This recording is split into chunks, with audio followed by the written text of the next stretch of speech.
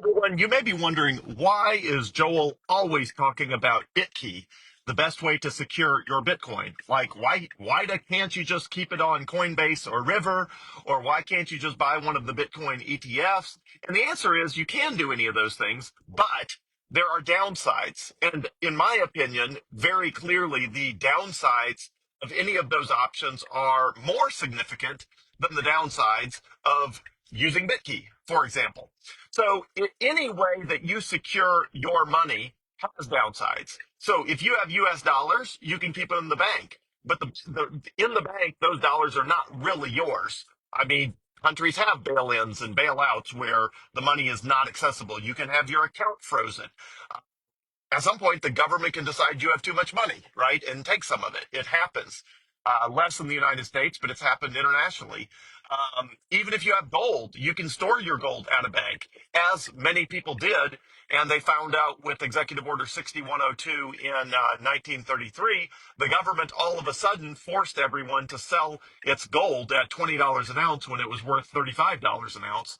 And the government forced everyone to sell their gold to the government. And the reason they could do that is most of the people had gold held at banks.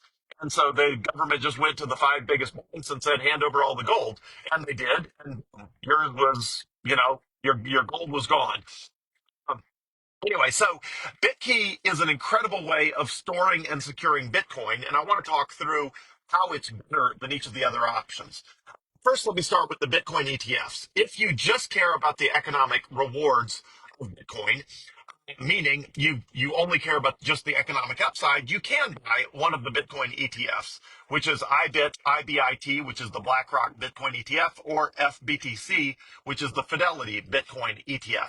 You can buy those, and those will give you the same economic benefit of owning Bitcoin, but there's drawbacks to that. For one, it's only available to you 19% of the time. The stock market is only open 19% of the hours that you are alive, meaning 81% of the time, if you suddenly want your money, you can't get it, because if the stock market is not trading, you don't have any way of selling those shares of the Bitcoin ETF. So the money is not available to you 81% of the time. And in addition, you don't have the power of Bitcoin. You cannot send a Bitcoin ETF to a missionary on the other side of the world who has a financial need. You cannot store it yourself where nobody knows you have it. Your funds on Fidelity or BlackRock or any other platform can be frozen by the government on a whim, and suddenly they're unavailable to you, and there's nothing anyone can do about it. Um, so I guess it's similar to when email was invented. If you had to go to a UPS store or a FedEx store to send an email, you could think, well, hey, this is just easier. I don't have to worry about like having my own computer and stuff. It's like, yeah, but the FedEx stores and the UPS stores are only open, let's call it 19% of the time. And if they want to block you from sending an email, they can. Like, why wouldn't you just embrace the technology that lets you send an email yourself, which is buying your own computer? So, yeah, buying your own computer is complicated if you've never used a computer before. Learning how to send an email is complicated if you've never sent an email before. But once you understand it, it's super simple. And the power of being able to communicate electronically with anyone, anywhere in the world is just a very big deal. And I want you to have that power the same way I want you to have the power to electronically communicate with anyone anywhere in the world with any mobile app of your choice, email, Signal, WhatsApp, anything. I want you to have the same power to store and communicate value. I want you to have the ability with your money to make it truly yours, where nobody can take it, nobody can freeze it, and nobody can tell you you have too much and they're going to give you a haircut and take some off the top, and where it's not frozen 81% of the time you're alive, completely inaccessible to you, which is the case with the Bitcoin ETFs. So they're not bad. They're great for retirement, because for retirement, I'm not planning to retire maybe ever. But regardless, at a minimum, many decades into the future. And so, yeah, if it's locked up in a Bitcoin ETF, I'm okay with that for retirement funds, because I don't treat those as my real term money. And so I have my retirement funds in FBTC, the Fidelity Bitcoin ETF. That is where 100% of my retirement funds are. I'm okay with that personally. It's still better to have them in your own self custody, but the technologies to do retirement funds in self custodies, in my opinion, is still too hard to use. Even for me, I just don't want to deal with it. Okay. So why not just keep your Bitcoin on an exchange like Coinbase or River? Well, there's multiple problems there, which is one, hackers and scammers are constantly trying to get your Bitcoin. And I mean constantly. You are probably getting multiple text messages a week saying, "Hey, did you buy an iPad in Lake City, Utah with your Coinbase account? If not, call this phone number." And of course, there's a scammer on the other side planning to tell you that your account has been compromised and that they need your password and two-factor authentication code in order to secure your account. And if you give it to them, they will immediately steal all your Bitcoin. So, and people fall for these scams constantly. They log into Coinbase with a Google account, and they're using the same password for their Google account that they're using for some other account on the internet. The other account gets hacked. The very first thing hackers and scammers do anytime they hack a password on anything is see if they can use it to log into someone's Gmail account.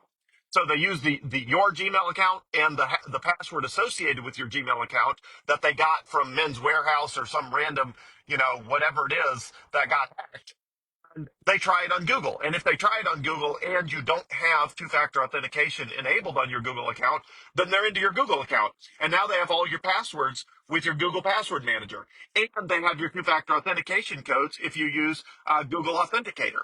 A lot of people do not have their Google accounts locked down. They do not have two-factor authentication, which they call two-step verification, turned on.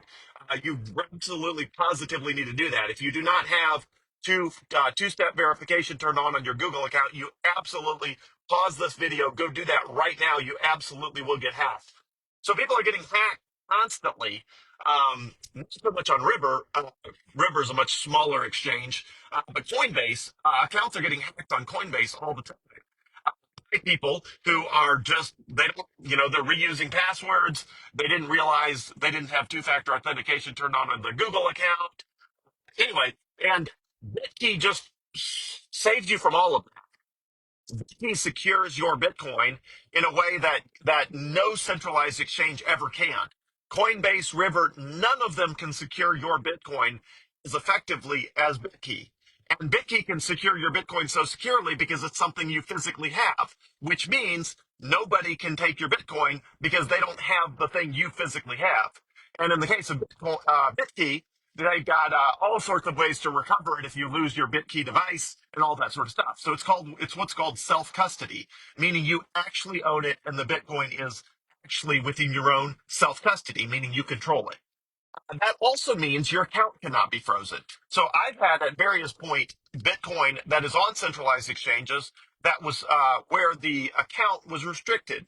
It was restricted, meaning I could not buy any more Bitcoin. I could not sell. I could sell the Bitcoin, but I could not buy it and I could not send it to anyone.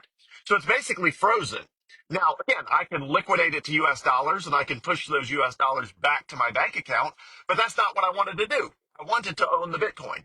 So anytime someone else controls your account, there's a chance that your account gets restricted or that it gets flagged for fraudulent activity, I've had this happen multiple times to accounts I controlled where again, not so much on River. River is a much smaller and a much smaller service, so it's not targeted by hackers and scammers nearly to the degree Coinbase is. But lots of people on Coinbase have had the experience of having their accounts restricted, which basically means again. Your funds are not completely frozen because you can sell the Bitcoin and you can move the dollars to a bank account and then you can move it to River, for example, and buy the Bitcoin. But that's a royal pain. And I mean, it's not a royal pain, but like that's not what I wanted to do. I wanted to have my Bitcoin and I wanted to send it somewhere, and my account was restricted. I could not send it. So Bitkey eliminates that. So Bitkey eliminates the Executive Order 6102 problem, like the government did with gold, where the reason the government could take everybody's gold is because almost everybody had their gold in banks. And all the government had to do is tell the banks to hand over the gold, and they knew where all the banks were, and they knew the banks had the gold, and so it was super easy to take everyone's gold. In the case of Bitcoin, centralized exchanges work the same way. I'm not saying that's likely to happen. I'm just saying if everybody's got their Bitcoin on Coinbase or River, the FBI shows up at Coinbase and says, hand us everybody's Bitcoin. I mean, what are they going to do? Like, they're stuck, which means you're stuck, because the vast majority of companies, in the vast majority of cases, comply, even if what the government officials are doing is not legal. I don't think a confiscation of Bitcoin would ever, hold up in court or anything like that. Um, I don't think the government could take away people's gold in the modern era the same way they did in 1933. They got away with it in 1933 because the government controlled the media, the government controlled a lot more back in 1933 than the government controls now. The government's a lot bigger now, but as far as the ability to control the narrative, it was a lot higher in 1933, and they got away with it. They took away everyone's gold in 1933, which is why Fort Knox has a ton of gold, because they stole it from the American people by forcing them to turn it over at $20 an ounce, and then immediately they revalued it at $35 an ounce, and then ultimately gold went much, much, much higher than that, and the people who owned the gold did not get any of the benefit. So anyway, Bitkey keeps you, to recap here, Bitkey keeps you from getting your account ever frozen. They cannot freeze your account if you have Bitkey. Your account will never be frozen. The government can't take your Bitcoin unless they go door to door. The government never goes door to door to take people's stuff. They always go to the centralized places where the people have the stuff. That's why we don't keep all of our guns in a centralized garrison. Everybody who's got guns generally keeps their guns at their house. If everybody in Mississippi who had guns kept them at a massive locker in Jackson, Mississippi, and the government wanted everybody's guns, they'd show up and they'd take all the guns from one place. The reason the government is never going to take everybody's guns in America is because the guns are distributed. They are decentralized. They are in everybody's houses. So I want your Bitcoin to be just as accessible to you as everyone's guns, for example, which is, hey, it's in your possession. It's not that the government can't take it, but if they want it, they got to go door to door. So I spend a huge amount of time, hopefully, I'm a very pragmatic person. I spend a huge amount of time thinking, how can Bitcoin be accessible to people, available to people, and secure in the easiest, cheapest, simplest way? And I don't want to overcomplicate everything. I just want Bitcoin to work for you the way Bitcoin was intended to work, which is as absolute freedom money, where you get the economic benefit of the increase in the price of Bitcoin, but you also have complete control over your Bitcoin in a way that nobody can freeze your account. You can't be hacked. You can't be scammed. You can't be frozen. You can't be confiscated. And Bitkey just does that than anything else in the world. So it's also amazingly easy to use. So that's why I recommend Bitkey. It solves the problem of money that you control and you possess better than anything else in the world. And I spend a huge amount of time thinking about that and take recommendations in an easy, pragmatic, straightforward, and elegant way.